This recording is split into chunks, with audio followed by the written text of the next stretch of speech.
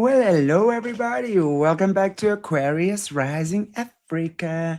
And wherever in the beautiful world you are, join us, tune in, and thank you so much for watching. I have again with me the amazing Taylor Northcutt for the final of our trilogy on, I know the fancy word, gosh, but I'm just going to talk about facial structure reading.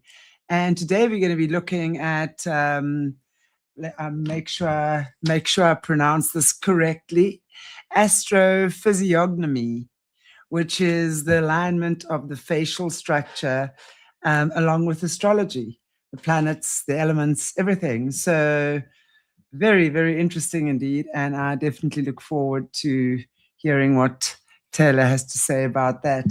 Hello, everybody in the chat. Thank you so much for joining. Lizanne, Charmaine, all of you are joining. Okay, so without any further ado, Taram, Taylor, so good to have you back. Welcome. How are you? Good. It's good to be back as well, and I'm looking forward to getting to discuss this a little today and tell you a little bit about this. This is a fun area of overlap between our kind of two respective fields here. One that I don't get into a lot on my channel or most of my stuff, but it's kind of a deeper cut. Oh, wow, that's amazing.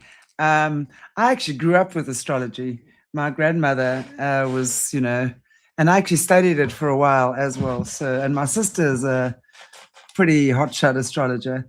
So I find it incredibly interesting.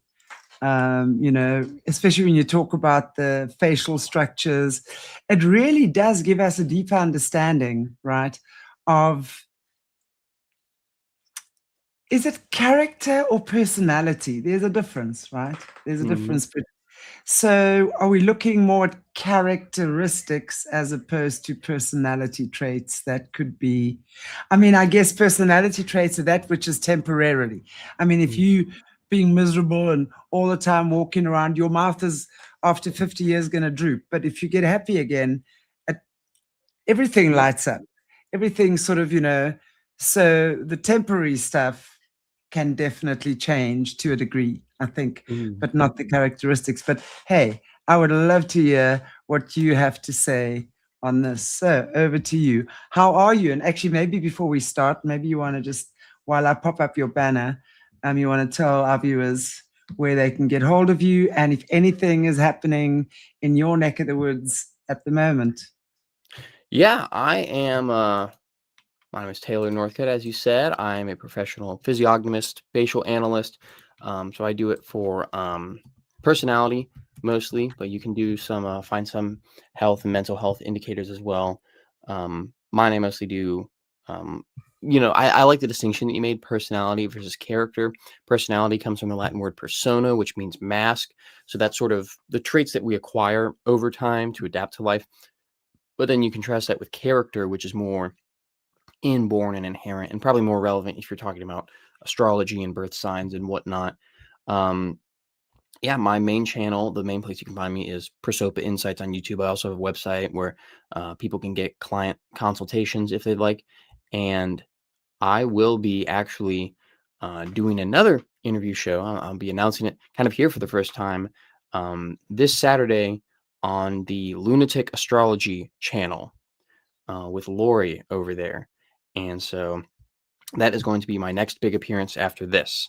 So anyone who wants to see any more of this, about this, and it's going to be pretty general, I think, talking about physiognomy, maybe touching on the astrological element as well. So this maybe is a bit of a preview show for that. Wonderful. But if you Oh, want more after this, fantastic. check that out. Well, you must maybe if you can draw. Can you just in the chat do you have the link, and then we can drop it here while we're chatting? Yeah, sure. And then if we can do that, I can see if I can use my skills. I'm sorry.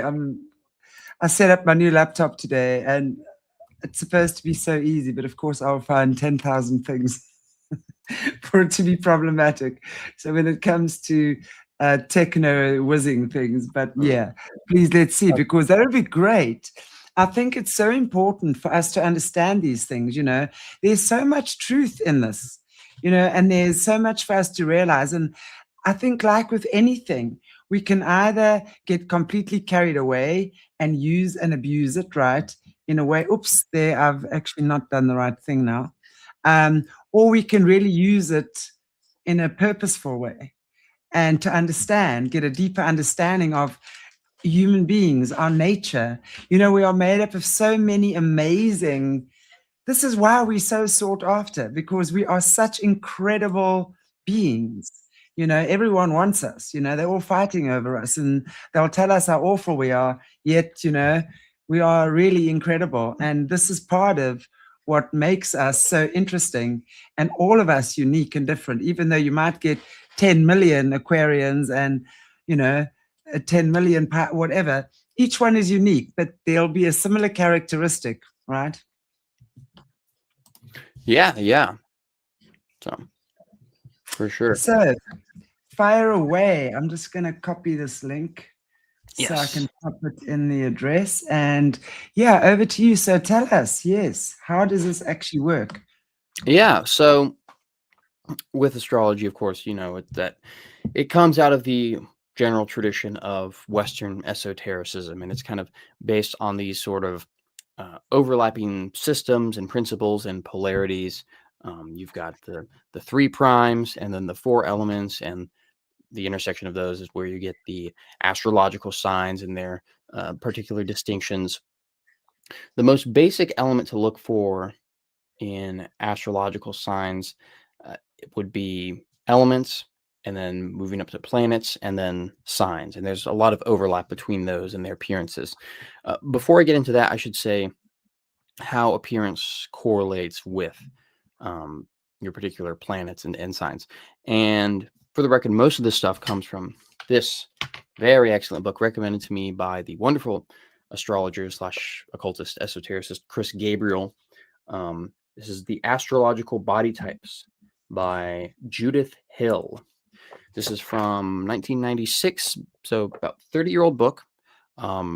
Very good source, and I recommend this even to people who don't believe in astrology, even people who are not at all about astrology, because the physiognomy insights are very true. So just in terms of correlating appearance with personality, you know, it has little illustrations. This is an appearance. Here's the personality. That stuff is all 100%. That's real. I've seen that verified in my own life. This book takes it a step further and correlates it with signs and planets and elements and whatnot. So that is where a lot of this comes from, plus some of my own insights. There's a lot of little things to pick up on that I've talked with some astrologer friends about before. So there's a big list of things that can. I wanted to just ask you, sorry, I was Go ahead. trying to delete something here. You know, when you talk about it's also not just in the physical facial structures, but it's also in the physical appearance as well. You know, Yes. and I think it's very important, you know, to also be able to make the distinction between the masculine and the feminine signs, you know, and how that plays itself out. Obviously, a masculine sign through a woman and a feminine sign through a man, you know, and how, because it's very different, isn't it? And how it's going to show up in the characteristics in the body and in the features as well. Maybe not all the time, but I guess it would, right? Yeah. In the body, face, body, and even mannerisms, how they act.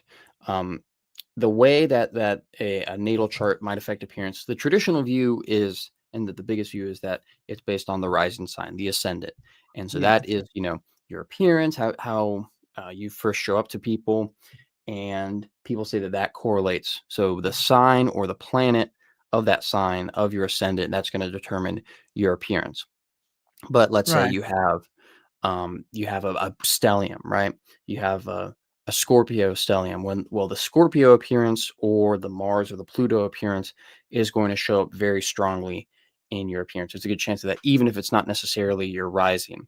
So there are different ways to go about it, right? So it's not that everyone with a Virgo rising has the same appearance or even has all the Virgo appearances, because there are multiple different appearances or looks for each type. But that's the main deal, is that the rising sign, but you also want to look at, you know, an appearance can be picking up on other stuff in the chart. I've got a friend who has, I've got two friends who are cancer men. And then one, he has a very typical cancer appearance, which we'll go into, but, round face, soft features, rather pale. But then the other friend, he has a big cancer stellium, and it fits his personality. He has a little bit of that, but he has a much bolder appearance, round tip of the nose, big beard, and he has a Leo rising, so that the Leo influence is very strong with him. So it's different for each individual. And so it's, you can sort of train your eye for it, but it's difficult to be able to tell exact sun sign, this or that, from appearance. I have seen it done before, though.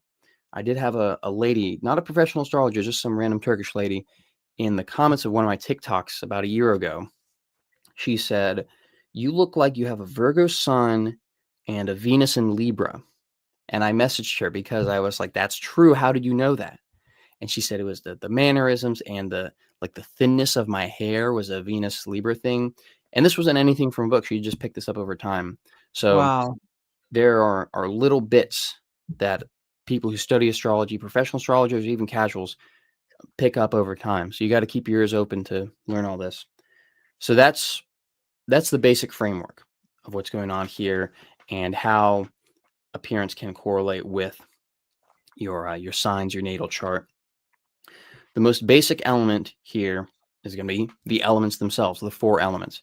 You do have distinct appearances for the 4 elements, and so you're going to see these if, of course, there's a lot of signs of one element, you have a stellium of a certain element, or that element very strongly in your rising, you're going to see more of an appearance like this. Fire traits tend to correlate with what I call the sanguine temperament. So these people are very driven, outgoing, enthusiastic, very intense, of course, traditionally masculine, even if they're a woman.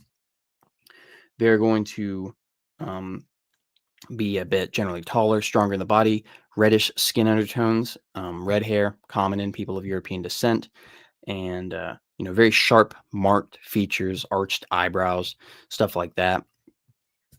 Then you have air, which correlates with a very light, airy appearance, what I call the melancholic temperament. So these people are going to be rather light, long limbs, lanky bodies, and sort of more pointed mercurial sort of features. And that will especially be emphasized when we get into Mercury and Gemini themselves. But those are more of the air traits. These people are going to be, of course, very witty, intellectual, quick, kind of move between things quite rapidly.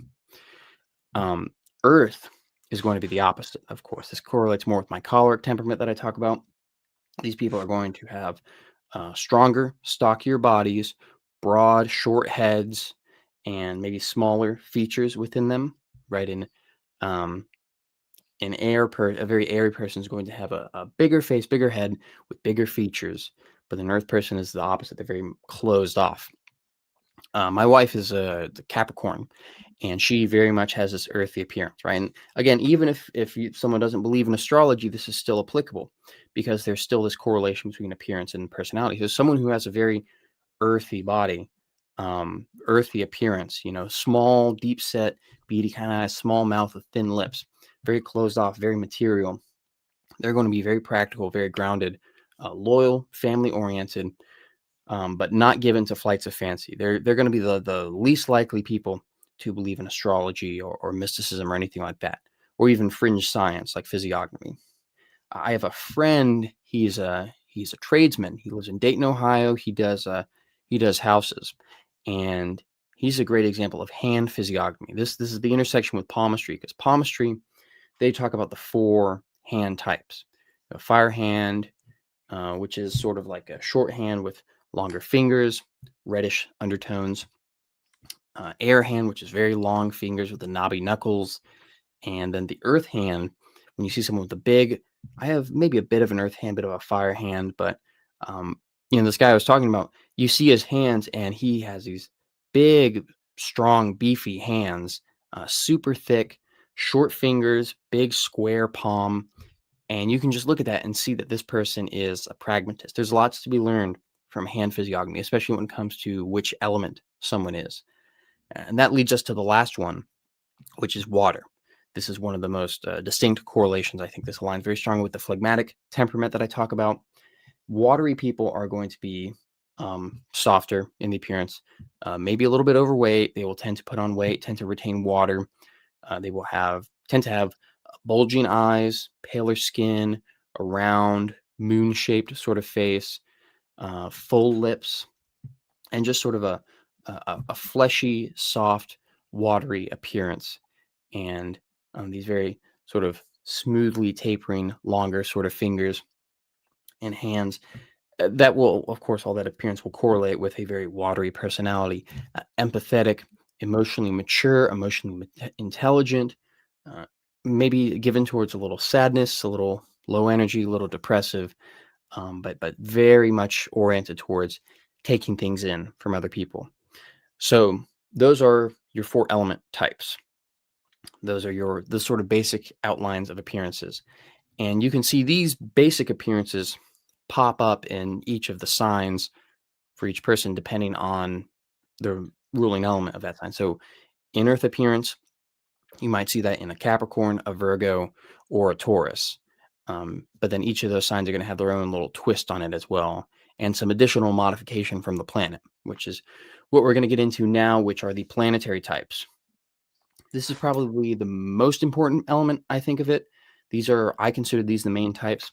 If you watch my videos, I actually talk about planetary types. I talk about Mars face, Jupiter face, Mercury face, and it doesn't even come from an astrological framing, but it's just that these are the universal archetypes that people tend to conform to. So we're going to start from the beginning with from the center with the sun face.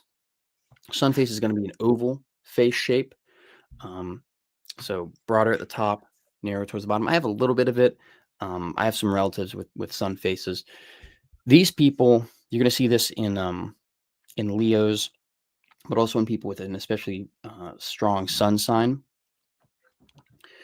and in astrological terms.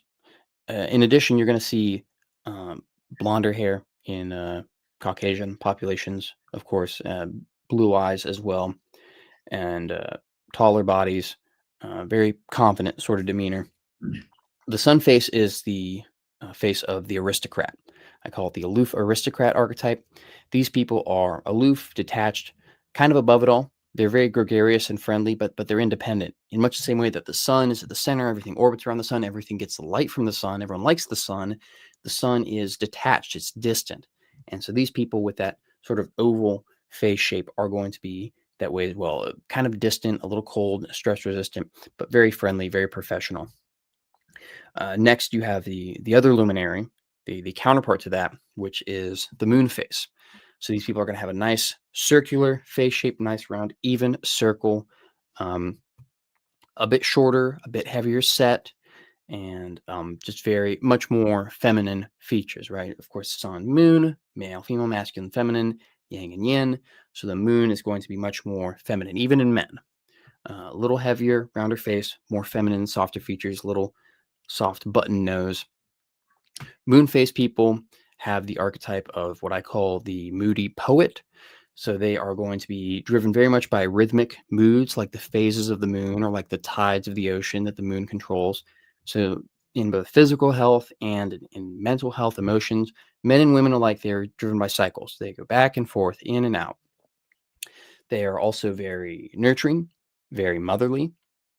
Even as men, they're going to be, even if they're a father or whatever, they're going to be more motherly, more nurturing, more caring than the more stereotypical masculine father sort of role, which can be a very good thing a lot of times.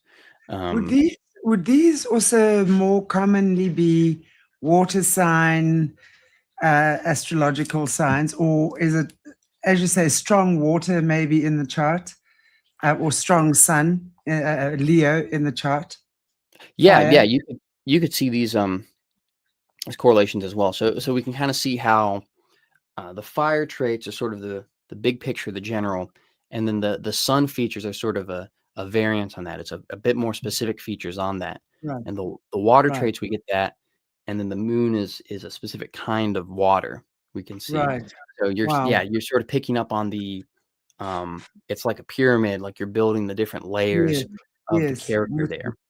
And it is possible to have these combinations, right? So my wife is, like I said, is a Capricorn. She's a lot of earth, but she has a strong moon in Aries. And so she has a mostly moon face shape, but her facial features within that and her body are much more earthy, much more Capricornian. So she's kind of in between that sort of moon, but also with some earth instead of the usual water. So, a natal chart can be any which way, a person's character can be any which way. And so you have all sorts of very neat combinations that you can see emerge from this. So, yeah. So, sun and moon, aristocrat and poet. Then, of course, we get Mercury. That's the triangular face shape. People are going to have a straight forehead and tapering down to a small pointy chin. I might have a little bit of Mercury on my right side, my professional self, but it's emphasized by the beard and goatee and all that. It makes me look a little more mercurial. You can also tell mercurial people from pointy tips of the ears, little elf Yeah. ears. That's very much a mercurial trait, and arched eyebrows that go up. If you see all that together, that's a very mercurial combination. When you say mercurial, obviously I understand it's moving energy, that sort of thing, but is it also to do with being smart? Because that's usually what Mercury would represent within the astrological chart. If you've got a well-aspected Mercury, it's clever, it's moving, it's the messenger of the gods. Mercury is... It has a lot to do with communication, like you said, messenger Yeah. of the god. So, and they're going to have a lighter body too. I call it the magician type, but I could Right. also call it the communicator or the messenger as well. These people are the most given towards communication, towards speaking, public speaking, art as well. You see a lot of comedians, singers, actors. They all have this face shape.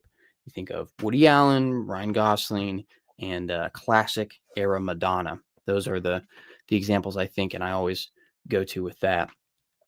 So those are very mercurial, pointy face people, and yeah, like you said, a lot of intellect, but it's very forward.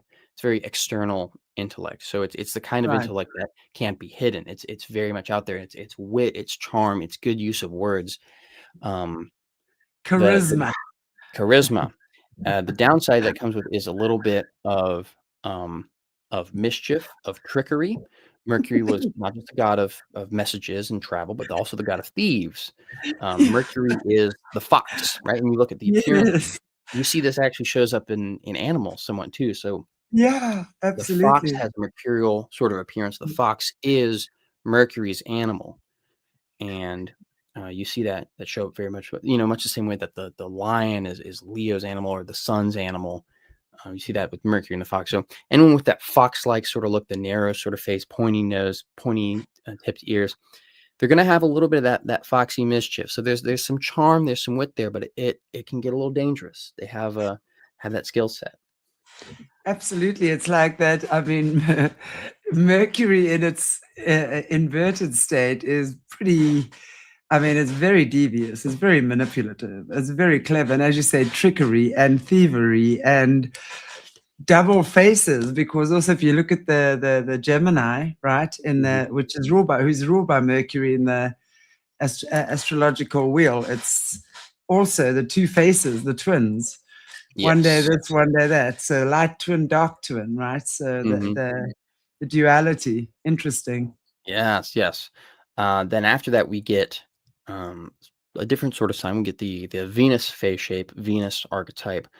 I call this the romantic diplomat. These people are going to have kind of a heart or diamond shaped face. In Chinese face reading, they call it the jade face shape.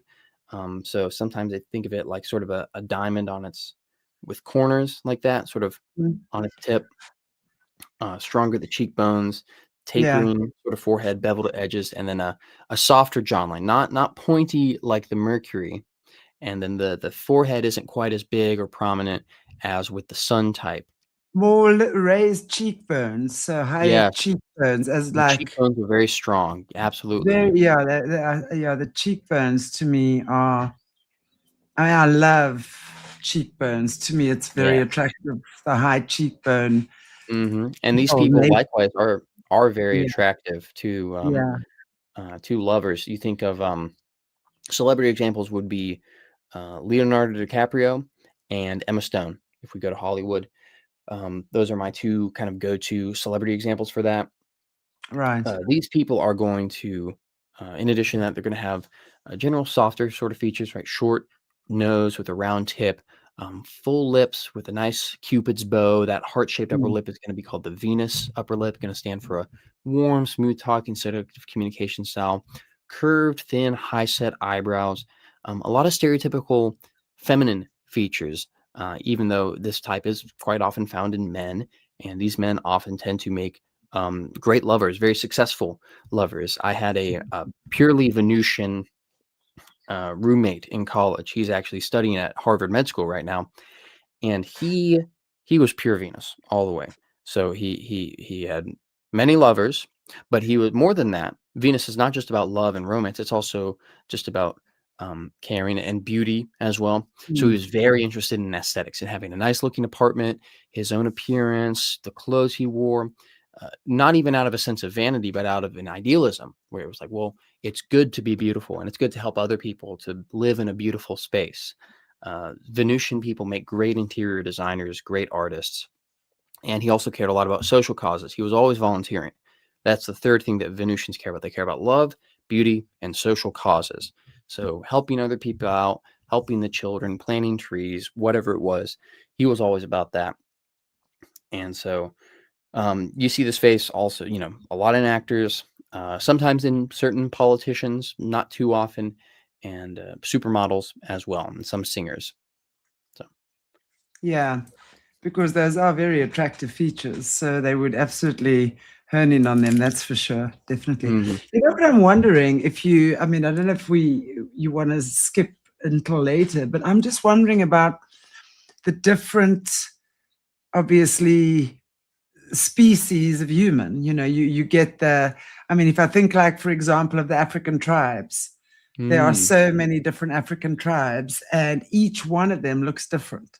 I know, for example, the Malawian people, because a lot of them live around here, they've got very different facial features to, for example, the Xhosa people that Mhm. also live around here. The skin color varies.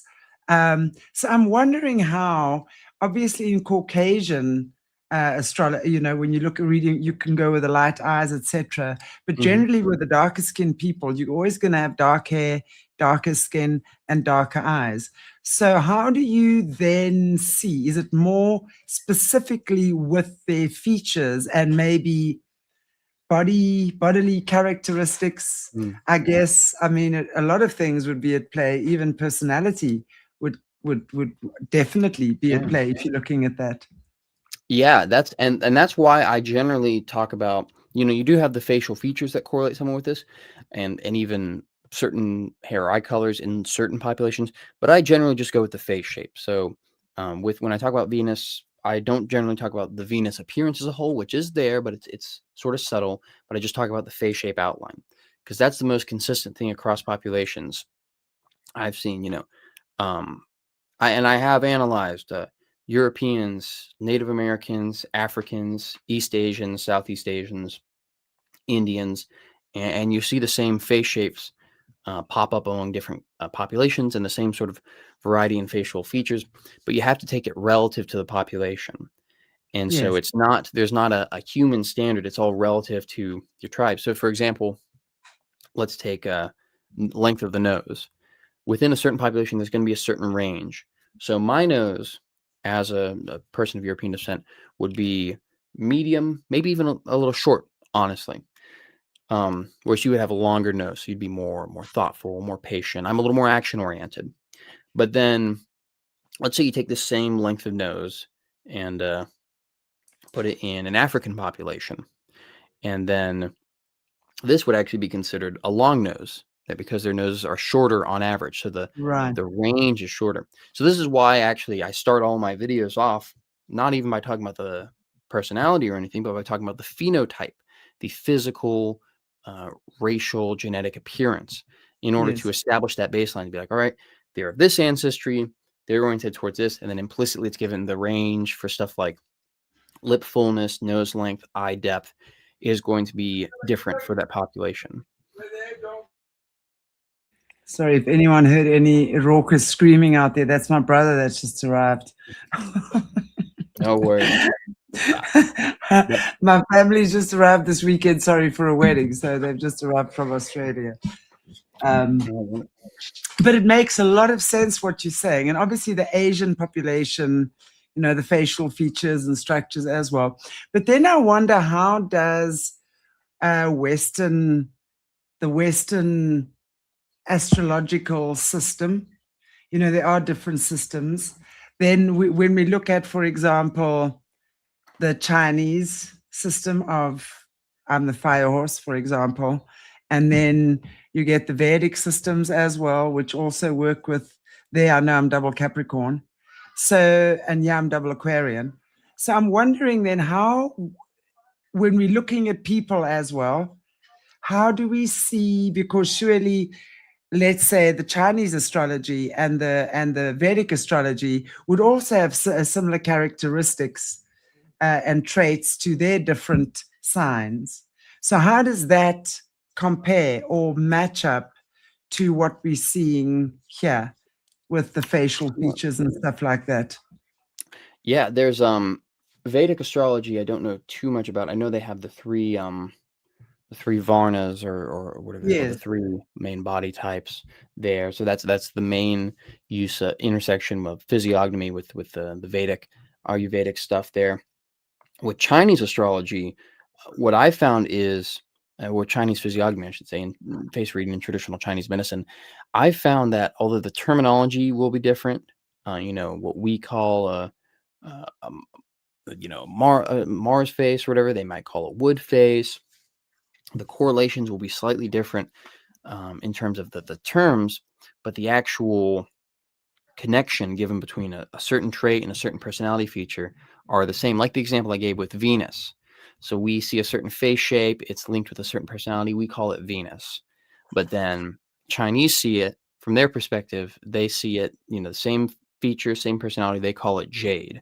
So on the Right. human level, in terms of the actual appearance and personality, the direct signs of Right. physiognomy, it's like literally we're speaking different languages, English versus Chinese, but we're speaking in different symbolic languages. And so in terms of the actual astrological correlations, I can't speak too much to that because I don't know too much about astrology, non-Western astrology. Bit of a blind spot for me personally. I do know I'm Year of the Dragon, I believe. That's about all I know about Chinese zodiac. Well, it's interesting because I'm the year of the fire horse, which is this year. And if you look at the characteristics of the fire horse, they are so similar to Aquarian. I mean, it's ridiculous how similar the fire horse is to that of the Aquarius. But obviously, not all fire horses are Aquarians. That's more the annual thing. But yeah, so you'll get the fire horse, the wood horse, the water horse, the metal horse. So it's also broken down into different elements. They also break it down into the elements. I don't know too much about it, you know, myself. I just obviously from what I see, but I do believe, honestly, you know, as much as what there is so many conflicting opinions on the Maseroth, right? It exists and it's there for a reason, and we need to learn from it. We are not here to abuse it. And this is why I think knowledge is very powerful. So I really appreciate you sharing what you are with us. Really, it's amazing because it's not very, this information is not very common. You don't find it easily available. So I really do appreciate you. But anyway, I interrupted you, so sorry. Please. All right. Yes. No worries. No worries at all. It's an important thing to cover. So we've got Venus, we've got that. Earth, it more or less correlates with just the element of Earth.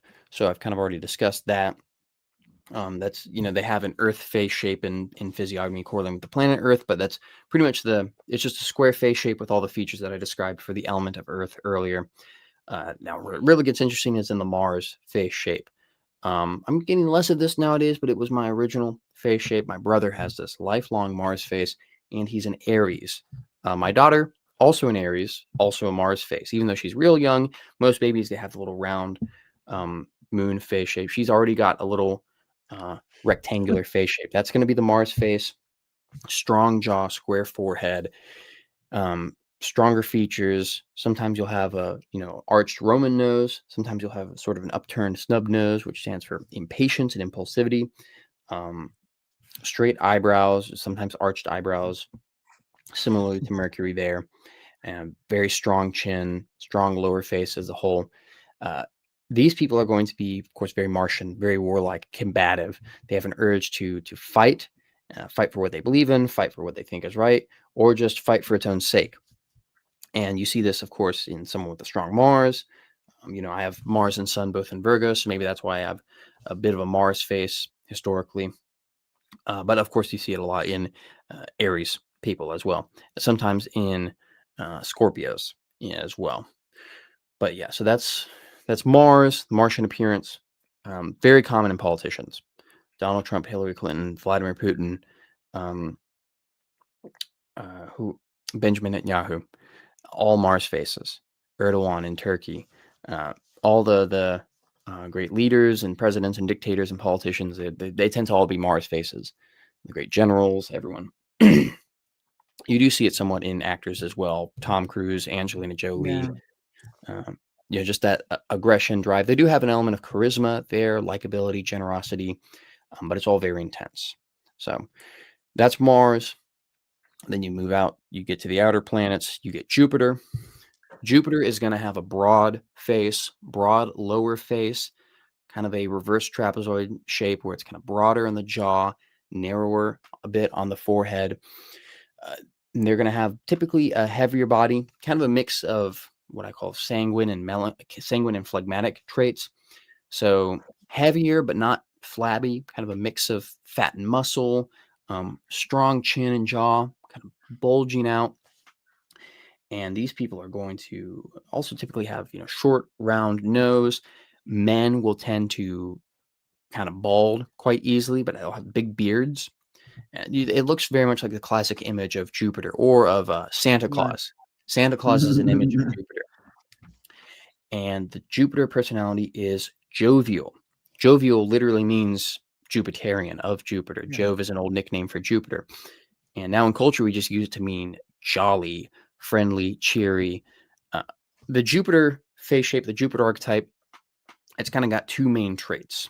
On the one side, they are very jolly, jovial, friendly, magnanimous, outgoing, super generous, super giving, super just fun to be around.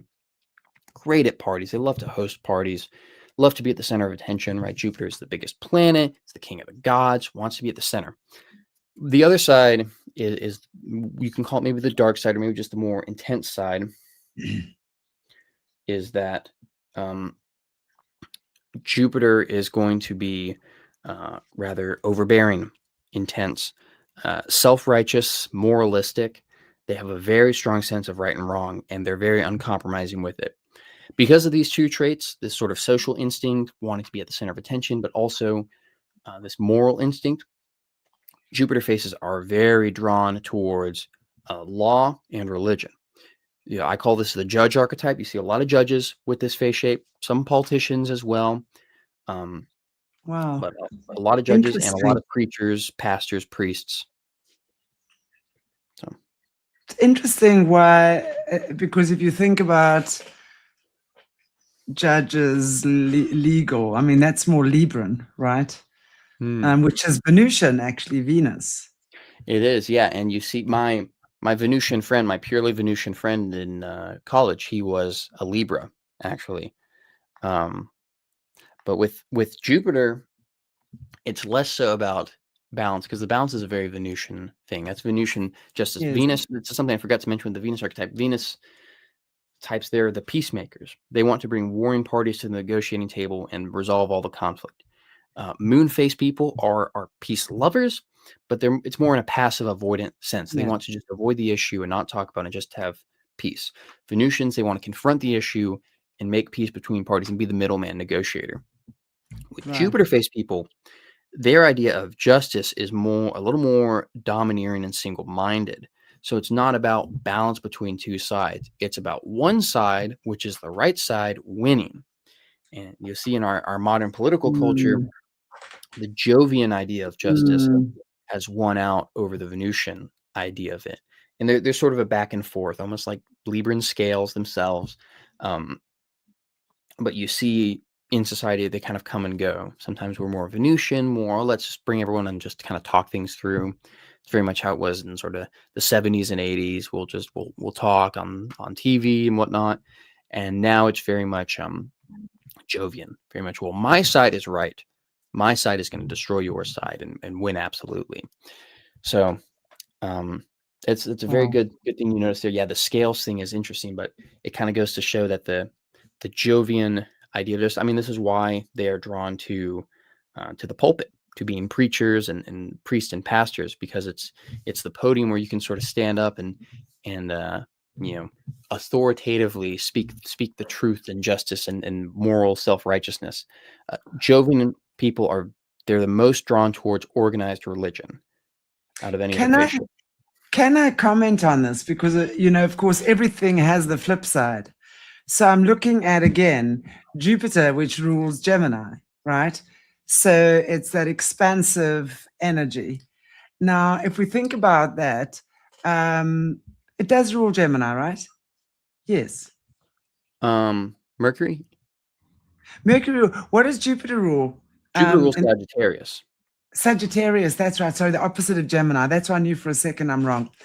But isn't that interesting, though? Because if you look at, I was going to bring Sag into this, especially with Gemini being the twins and Sag being half man, half horse.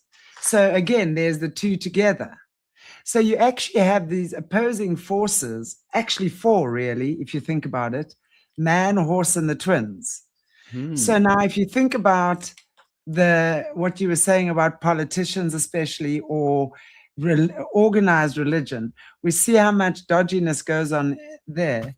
So it's almost like this Jupiter energy in its negative polarity can really bring out the deception, because we see a lot of that in the churches with the pedophiles and things, the priests who are pedophiles, stuff like that. They will use that pulpit in organized religion, right, in a very holy way, but behind the surface, there's a big dead carcass lying.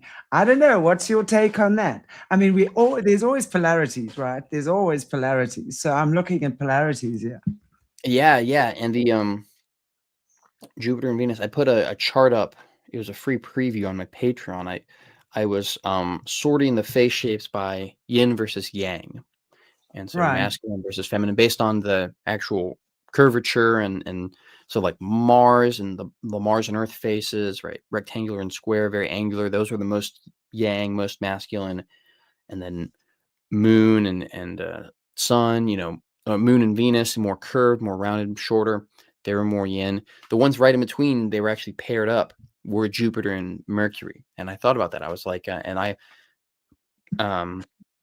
where they are sort of they're opposites of each other, top heavy Mercury versus bottom heavy Jupiter. Right. But they're both a Patreon follower. He made that connection between Jupiter and Mercury. He said Jupiter's about justice, Mercury's about communication, but there's an inherent link between law and communication, speaking in a legal context. Jupiter's make good judges, but Mercury's make good lawyers. So there's this interplay between the two there. So Okay. yeah, it's a very interesting polarity there. Always interesting polarities. As human beings, we've got so many polarities. We're going to try them all, right? Yeah.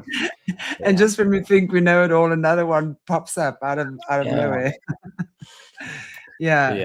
So that's Jupiter. The next one is the last of the main planets, and then we'll get to the outer planets, which is Saturn.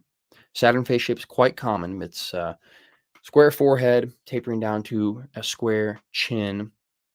So it's a trapezoid shape. You can think of somebody like the actor Gary Oldman, Bill Gates, the politicians, some of them like Bernie Sanders. Joe Biden had a bit of this, more of the career politician types, more establishment. The Saturn face shape correlates with what I call the diligent accountant archetype. These people are very time conscious, right? Saturn, Kronos, was the god of time. They are also very diligent, meticulous, detail focused, and oriented towards work. They can tend to be workaholics, Right. very intense, driving, willful, choleric sort of energy.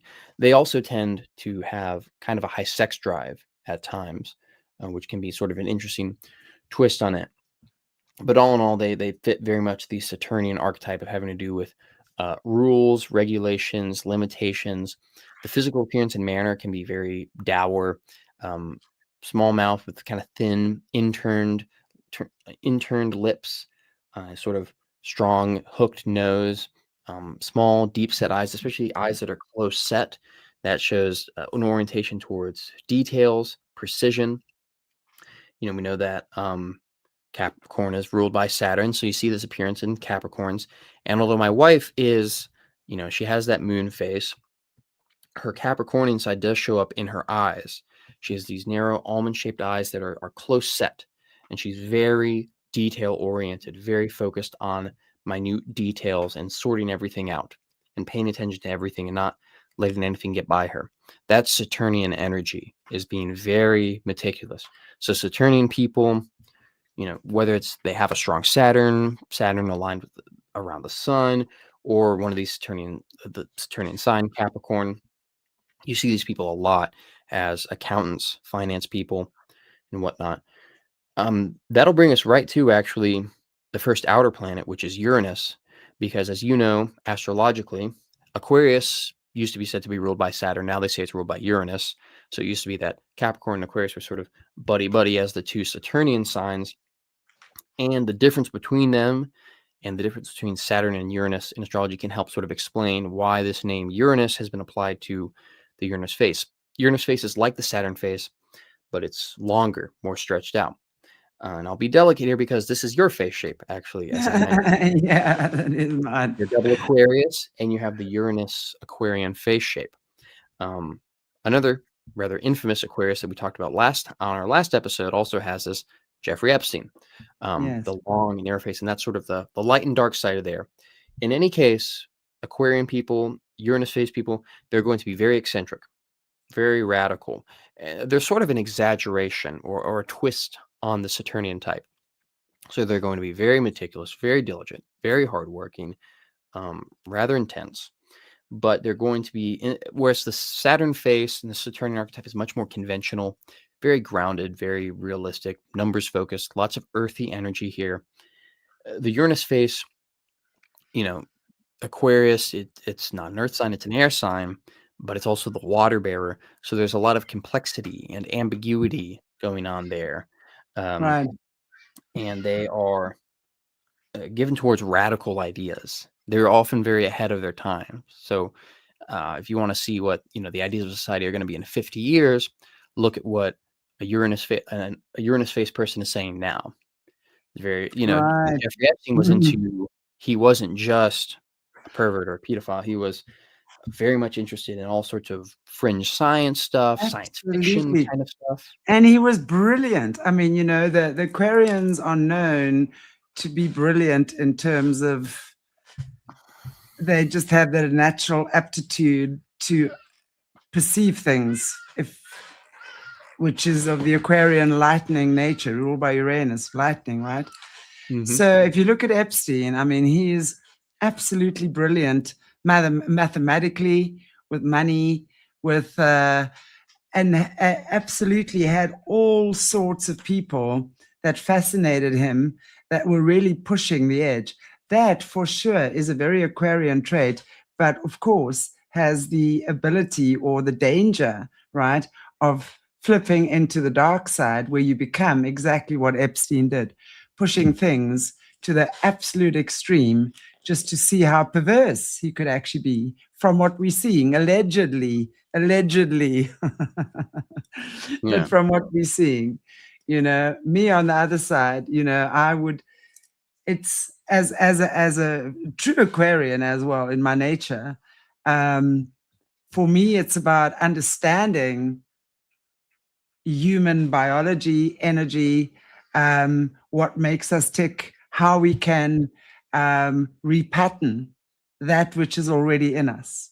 So I find genius ways of understanding that. That's where I have ability, because my gift is to see the energy blockages in the body. That's what I do as a healer. I'm able to see where the blockages are and where they came from and what's causing the illness or the situation, right?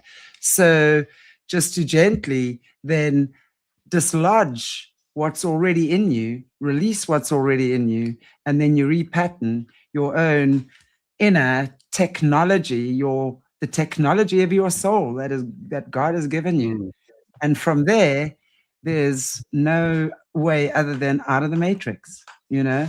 So and it's simple. Mine is so simplistic, it's so simplistic. It makes it so complex for most people. That's what I'm saying. And I'm looking at the extreme opposite of, for example, what Epstein's doing. Mine is to nurture life at all cost. I nurture animals, I nurture children, I nurture garden, I grow food, and I do so with the intention of sharing. That's always my intention. Never to take for myself only. There's always that intention. Yeah. But again, there has to be that balance where you have to be able to give and take, when you need to. So there's the danger of that as well, because we're humanitarians. The Aquarian is the eternal humanitarian. So you can get lost in your humanitarian, whatever it is, Yeah. So it's interesting. Yeah. And similarly, humanitarian and idealistic is the next outer planet phase shape we have. We can call this sort of an exaggeration of the moon. It's going to have a long, oblong face, long, narrow, capsule-shaped forehead. The way to tell between this and sun is that a sun is going to have broader forehead and temples and then the narrower jaw. These ones are going to have an even width all around. And you might have a little bit of this mixed in. It's hard to say. Great example for this would be King Charles. He has this, a little bit of Uranus in there, but mostly this Neptune face shape, they call it. These people are going to have the softer, more watery sort of appearance, tend to be a little heavier set. Uranus is going to be a little more airy, maybe a little more choleric, a little more kind of gaunt in the appearance, but Neptunes are going to be more full and heavy, but not short or squat. They tend to be kind of taller and lankier, but with a little bit, maybe that double chin, maybe a bit of fullness in the body. These people are the natural mystics. I call it the independent prophet archetype or the mystic archetype. And of course, Neptune is all about fantasy, mysticism, dreams. Neptunian people are, I say that Jupiter is the archetype that's most oriented towards organized religion. And I make that distinction, organized religion, the pulpit preaching, because the Neptune phase shape is the most spiritual type. They're the most given towards independent, mystical spirituality. You see this a lot. You see this a lot in monks, mystics, New Age YouTube channels, like your own. Like you have a little bit of that, but I think it's mostly Uranus. But you just go through most YouTube channels about astrology, Reiki, any number of other topics, and you will just see the same long, narrow, rounded face shape, that Neptune face, over and over and over again. It's one of the best case studies for physiognomy that I've ever seen. It's this incredible correlation where it's like they really do. They look all look the same, in much the same way that you look at priests and preachers. And I go to a cafe. Actually, I work at a cafe, and all the priests and preachers from around the town go there, and they all have the same Jupiter face shape. Wow. So it's like these two sides of religions, and these archetypes show up so strong. I mean, I imagine, if I went to some sort of military event, I would see Mars everywhere, because And I think this is the one thing that's undeniable, even if you don't believe in astrology in terms of the exact natal chart or whatever, the archetypes and their existence is undeniable. The fact that and that they show up both in appearance and in manner, that it's not just like a random dice roll of like, oh, well, you have this trait and this trait. It's like people fit into certain molds, and no one fits into any one mold exactly. Everyone has a little bit of blending. It's like in the yin yang symbol, each one has a little bit of the other. People do fit into these distinct archetypes and kind of conform to that in their behavior. So with Neptune, that's a great, strong example of that. The two big points I bring up with Neptunian clients, because I get a lot of clients with this face shape, because they have some difficulties in modern life because of their extreme idealism. The two things with them is, one, they need a job that aligns with their moral values. It's not going to work otherwise. It's just not going to pan out for them. The other thing is that they are given towards drug use. Actually, that is their big risk, is that if they're, they have this need for dreams and fantasies and all this, if that is not satisfied with proper, well integrated spirituality and mystic behavior and personal rituals and stuff like that, and devotional practices, then they fall into drug use quite often. And Absolutely. I've read this in the literature, and then I've seen it in clients where they say, "Oh, I'm, recovering from cocaine addiction, actually, or hallucinogenics, psychedelics." That's a big risk factor for them, because it offers them sort of a spiritual path, but then addiction is a really big problem with them. So anyone, long sort of oblong Neptune face, stay away from that. It's also interesting because many years ago I read a article, and it was saying that Pisceans, who are obviously 12th house, which is the hidden house, right, ruled by Neptune. Research has shown that there's more Pisces or strong Pisces characteristics in rehab centers than any other sun sign. So that's interesting what you're saying as well about Neptune, right? And their ability to get lost in drugs if it's not grounded. And if you don't get the if there's not not the devotional practice that goes with that, drugs, I think, or depending what you take, like if you're going to do something like ayahuasca, whatever, I don't do that, but I know that's good for some people. They enjoy that, but it can be quite liberating, especially to a very constricted human mind. But I think most people need to find that balance again, right? Find the balance between do it once and not again, or the experience of it and not again. I don't know. What's your take on that? Yeah, the experimentation is quite common, and it can be good if it's well integrated, if it's taken, like you said, with ayahuasca, taken in a certain ritual on a certain path. But I think that a lot of times you will have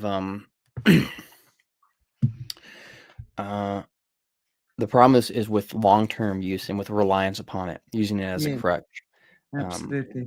Yeah, I warn people against that.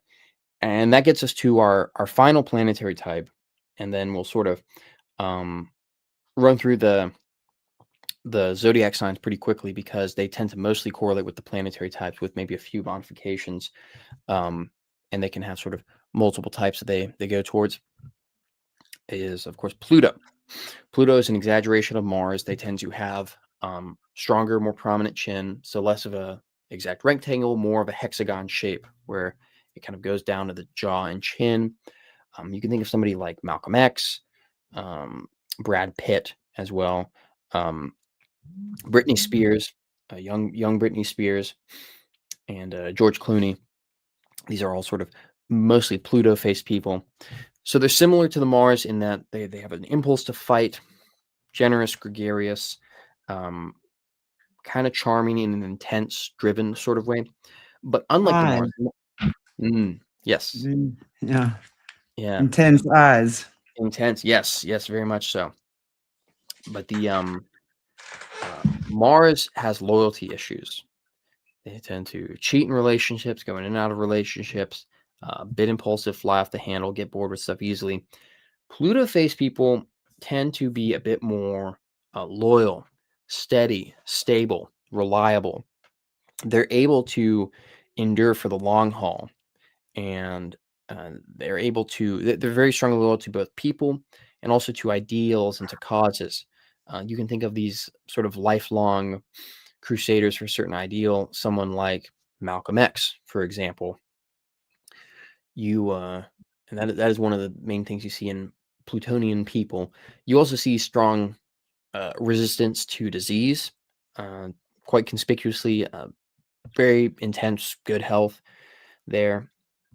And more symbolically, Pluto's is Hades. It's associated with death in some symbolism, but also more generally with the underworld. And the underworld, mythologically and symbolically, it's where the hero enters to get treasure and stuff. This is why rule by the wealthy is called a plutocracy in political science, because Pluto is also associated, it's everything underground. So that includes graves, that includes monsters, that also includes gold and precious metals. Mm. And so the hero goes down into the dark underworld, fights monsters, gets the gold, and emerges out. And Plutonian people can often be drawn towards uh, this orientation towards the subconscious, towards the underworld, towards the hidden, and towards kind of helping people to go through that and come out the other side stronger. So that is those are the main strokes with Pluto, just sort of a variant on Mars. As for the astrological signs, and we've been going for about an hour, so I'll go through them quickly. Yeah, no worries. We'll start at this for the first one, Aries, more or less Martian appearance. You have arched eyebrows, tend to have more of a hooked nose. Widow's peak, quite common in the Aries types as well. Of course, very, very driven, very assertive, aggressive, all around Martian in the same way that Aries is. Next, of course, you have Taurus. Taurus is going to fit very much with, it's kind of going to be kind of in between the Venus and Earth appearances. So the most purely Venusian type is going to be the Libra. But Taurus is going to have some of those Venusian features, but they're going to be a bit earthier. So the head's going to be broader, squarer. Skin tone is going to be a little darker, a little more brown for their average, right? So whether they're African or Asian or European. Eyes are going to be kind of deep set, maybe a little hooded as well. And nose short and broad, and kind of a broader mouth. Going to tend to be a little stockier, more sort of sturdy, strong, bull-like in a sense. And of course, it's going to correlate with a very steady, reliable, bull-like personality. So in much the same way that Taurus it's Venus ruled by Earth, or Earth ruled by Yeah. Venus. I discussed the Earth appearance and the Venus appearance. Mm. And a Taurus can kind of be one of either with some underlying shared Tauran traits. And this is going to be something we're kind of seeing again and again, is that for a lot of these types, it's sort of an either or, where they're either going to have, you have multiple appearances. So there are two main, I'll sort of skip ahead a little bit and say that there are two main Virgoan appearances. It's a very illustrative example, because Virgo is an earth sign, but it's ruled by Mercury. And so we talked about the 4 elements and the 7 planets. So there's an Earth appearance and a Mercury appearance, and they're very different. And I'm almost tempted, I won't do it, but I'm tempted. My brother-in-law is in the next room over. I'm over at some relatives right now, and we're both Virgos, but we look very different. We have a very different sort of vibe. And this is because I have more of the mercurial Virgoan style. It's different than the Gemini, but it's the same basic kind of mercurial appearance and manner with I emphasize it with the beard and the glasses and all that. But he's very earthy. He's stocky, square face, small eyes, just very grounded, no nonsense. He's not about the esoteric stuff or anything. Very grounded type. So we're both Virgos, but we're we're almost specialized into different aspects based on maybe the natal Right. chart or just whatever. So I'm more Virgo as Mercury, he's more Virgo as Earth. And so that's kind of the way to look at this, is that some signs are going to have particular traits, like Piscean people are going to look a little fishier, right? Which I'll get into. But yeah, so that's Taurus. Gemini is more or less pure Mercury. So if you see someone who's a very strong Mercury, very mercurial, might have a Gemini influence there, with the pointy ears and nose, very fox-like. We covered that. The Cancerian appearance is going to be very lunar. The moon type, we talked about the water type. Right. It's going to be one of the strongest of that. Round face, short, round nose, fuller lips, eyes that bulge out, protrude out, just very sensual features. These are features for people who are very receptive, very sensitive, but also very sensual, very expressive, very open, with the full lips, the protruding eyes, full upper eyelids, curved, rounded eyebrows there, thin eyebrows as well. Then, of course, the Leonid appearance is going to be more or less sun. You might have some of these more Martian elements come in as well if it's a particularly strong Leo, with the stronger cheekbones, jaw, chin. All these bony elements are going to be most pronounced in an Aries. In a Leo, you're going to see them, but there's going to be some tempering with a little bit of fat or muscle in the face, sort of softening it, making it a little more friendly. You'll often see the short, round nose, big bulbous nose on the Leo face, which stands for kindness and generosity, which is very much a Leonid trait. Then, of course, you get to Virgo, and I kind of went over Virgo. It's Mercury and Earth. So you have some mercurial Virgos. They're going to be different from the Gemini Mercury appearances, because Gemini Mercuries are going to be very much more exaggerated, wacky, airy, flamboyant in the style, bright colors, very carefree, much more of the sharper mercurial traits, like the thin arched eyebrows and the pointy ears. Virgo Mercury, even if it's not the full Earth type, it's going to be a little more grounded. I tend to wear darker colors, a little more austere, a little more grounded. Flatter eyebrows, deeper set eyes. There's a certain earthiness there. You can see it in my hands. I don't have the long, lanky, mercurial fingers that would be typical of, or airy fingers, I should say, that would be typical of a mercurial type. After that, you get Libra. Libra more or less correlates with the Virgoan type, and those people are gonna, like I said, have that sort of Venus face shape, Venusian Libra, heart-shaped face, very romantic, loving, sensual, oriented towards aesthetics, but in a balanced sort of way. And so kind of paralleling what we had with Mercury, with Gemini versus Virgo, with Libra and Taurus, you have more earthy Venus versus more airy Venus. So earthy Venus is maybe more interested in the physical, sensual aspects. Another thing with Taurus is that they might have fuller earlobes, fleshier earlobes, which stands for some level of sensuality, of being into physical, tangible pleasures and whatnot. But then a Libran Venus might have more ears that bulge more in the middle third, which stands for an interest in social and emotional pursuits, maybe a smaller earlobe, a little less materialistic, a little more interested in the social causes. Again, balance, justice, kind of like what you were talking about, advocacy. Next, of course, you get Scorpio, I believe is next. They're going to have this is one where the type itself has a very distinct appearance. You will have, Mars or Pluto as maybe a basic face shape. But with Scorpios, you're going to see a lot of nose here. They're going to have a prominent nose relative to their racial phenotype, because Scorpio, I believe, on the astrological body, it rules the nose. And so that's going to be very prominent and pronounced in any sort of Scorpion person. strong, prominent nose, beaked nose. A lot of times they'll have sort of an eagle-like appearance. So kind of contrasting the more typically Martian kind of Aries look. They'll have that, but more of an eagle thing going with deep set eyes, very strong, pronounced nose, kind of thin lips. Scorpion men will tend to be a bit hairier as well, a kind of darker hair on average. A great example, and this is one actually where I've kind of fallen out of practice with this, but I'm looking to get back into it.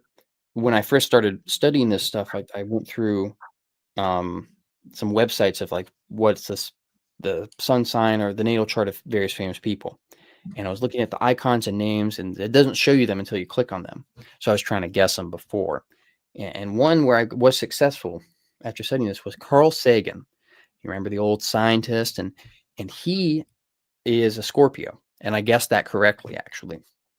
I don't have a perfect track record with it, but that was one where it was very clear. And he's a great example. If you look at pictures of him, deep set eyes, very strong pronounced nose, very much an eagle sort of look. Dark hair, very full, thick eyebrows. That's Scorpio energy coming from him. So he's a great example of that. I also found with the Scorpio, the eyes are most that's how I recognize most Scorpios. I find generally, and I mean, obviously this is not a rule, the eyes are super intense, mostly dark. So they'll have like, if it's blue eyes, it's dark blue eyes. If it's green eyes, it's dark green eyes. Or like, and the way they look, it's like they're staring through you. There's such an intensity about, I find, with Scorpios. But my son is a Yes. Scorpio, so yeah, I learned the Scorpio glare a long time ago. Yeah, the Scorpio intensity in the eyes and dark intensity in Sure. that. That's something you see in Sagan a lot, the real darkness in the eyes. So that's Scorpio. Sagittarius is going to fit. There's going to be two types with it. One mostly for its planet and then one for the sun itself. So a lot of times you'll see just the Jovian appearance with Sagittarius, looking like Jupiter with, the broad Jupiter face shape, bigger, heavier body, men, quite oftentimes bald with a beard. The other Sagittarian type, though, is, you talk about it's the man and the horse, is the horse-like type. Tall, lanky, long legs. Scorpio rules the Sagittarius rules the legs. Longer face, somewhat as well. Not quite a Uranus face, but longer face, bigger features. Yeah. Kind of a horse-like look. There's actually, let me see. They love horses too. They love horses. Yeah, and they're Sagittarius. That's their energy. Is they're the wanderers and journeyers and free spirits. I mean, we thought us Aquarians were free spirits until we met our match in Sagittarius. Yeah. There's a great illustration in here of it. Yeah, this book is great. It's got the funniest illustrations. This is what they show for Wow. She has that for the Sagittarian appearance, and I think that's I think about that a lot with it. So that's just a good little insight into that. Sagittarius. Then of course you get Capricorn, and similarly as with Virgo, where it's an earth sign, as with Virgo, Taurus, you can either go earthy appearance. So this is the square head, small inner face, close set eyes, thin lips. Kim Jong-un is actually a Capricorn, and he has that earthy Capricorn appearance where he's very, you look at him, he's just very square and blocky everywhere. And it's not even in like an East Asian or Korean thing, because they might sometimes tend towards that. But you look at him next to other people, and he really distinctly has this almost like brick-like appearance in his features and his outline. That's a very Capricornian, very earthy specifically thing. So that's sort of the Capricorn variant on Earth. But they can also just have a classic Saturnian appearance. So the Saturn type I talked about before, the accountant archetype with the trapezoid shaped face, that's going to show up in a lot of Capricorns. Aquarius, we discussed in length when we discussed the Uranus face shape. Some will tend to have more of that Uranus face shape. Some might lean a little more Saturnian. So if they're more sort of a little less radical, more work-oriented, a little more grounded, they're going to lean a little more Saturnian, resemble the Capricorns a little bit more as well. But you do have a lot of variety in Aquarian appearances, because of course they are the eccentrics and the radicals and the free spirits. So there's a lot to look for that, but the strongest correlation is with the Uranus phase shape there. And then the last one is, of course, Pisces, and the Piscean appearance. Neptune face, of course, correlates very strongly with Pisces. You see some who are also moon faced, however. You'll see a fishy sort of appearance in the same way that Sagittarius, you see the kind of horse-like sort of Yeah, I appearance. agree. Like lips sometimes and eyes, I'd notice with the Piscean people. Not all the time, but I've definitely noticed that, like, yeah. Yeah, How do you say someone looks like a fish? it's the protruding eyes and the full lips, and that stands for openness and expressiveness, and they want to speak their mind and speak about their dreams and their fantasies. And I actually know a lot of Piscean people who have these various different appearances, and so it kind of shows the complexity of the natal chart. For example, I have my mother and my two of my best friends are all born today, March 19th. It's their birthday. This is the day where I send out 3 birthday messages, and but they all have quite different appearances. My mother, and I suspect, I haven't looked at her chart, at least recently, I suspect she might have a strong Libra because she's very Venusian. Her appearance and behavior is very Venusian. She has a little bit of that Piscean energy, but that's what's dominant in her look. Meanwhile, then my other friends, one of them is actually very, I suspect he might have an Aquarius rising or something because he's very Uranian. Long, narrow face. He's a total eccentric, free spirit. He's an artist. He works online, very into technology. So you'll have a lot of variety in the appearance. But my mother-in-law is actually she's an early Pisces, so she's a February Pisces, and she is like the classic Piscean appearance: moon face, water body type, and then the bulging eyes and fuller lips. Very much fits with that classic Piscean appearance that you see. So yeah, that is sort of the full big show on astrology and physiognomy. What is the intersection? What is the overlap? And again, if you want the really comprehensive stuff, this is a lot, but even this is just a little overview because there's so much depth to go into with this. This is the go-to book, The Astrological Body Types by Judith Hill. You can pick it up anywhere online. I'm sure you can find it in any sort of esoteric bookstore or anything, spiritual bookstore where you can find. This is the go-to resource for that. I've learned a lot of that from this and combined with kind of my own insights over the years. But if astrophysiognomy is something you want to get into, that's the must-read resource. But of course, there's always tons of stuff to read on topics like this. Well, I'm definitely going to ask Mornay to make sure you pop that in the link in the description, the link, Astrological Body Types by Judith Hill. I'm definitely getting that. Is that on audio at all? I don't suppose it would be. No, not with the sketches. I'm going to go and look on Kindle to see if it's on Kindle, and I'll definitely. That to me is fascinating. I would love to have a look at that, and I want to encourage everyone then to go and check that out because there's so much to us human beings, and this is just a little bit. I love it. Thank you, Taylor. Yeah, thank you. Really, really interesting discussion. And I know we've done our trio now, but I would love to invite you back sometime in the future. So keep an eye out for my email. Yeah, we'll figure something out. I'm sure it's yeah, no, I'm we getting will. busy. I've got lots of client orders and interviews and stuff, but you know, And you I'd deserve love to that. sort of, That's so cool. yeah, pop in again every now and then. We'll see about Yeah, something in the future.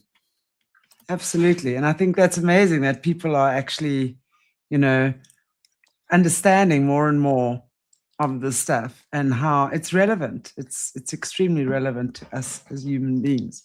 So thank you so much again. And Thank you. thank you everybody for watching. And I appreciate all your beautiful comments. I appreciate you all. Thank you very, very much. So our Sagittarius men bikers, bald with beards.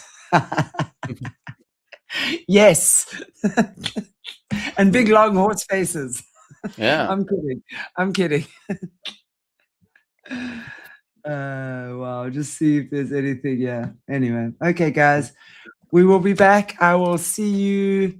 You're not going to see me live again before Tuesday, Wednesday next week. I have my whole fam here for another holiday, wedding. And no, this time one of my family members is not marrying an American. I have just had two recent family members bring Americans into the family. Yes, all over. And yeah, so it's my nephew's wedding on Saturday. So I've got my family from all over the globe. Yeah. So stressful. Oh my goodness. Okay. Take it easy, guys. God bless you all. Thank you again, Taylor. And Thank see you. you soon. We'll see you soon, guys, next week, but there will be lots of reruns and pre-recorded shows on this weekend, so you're not missing out on anything. Stay cool. Mwah.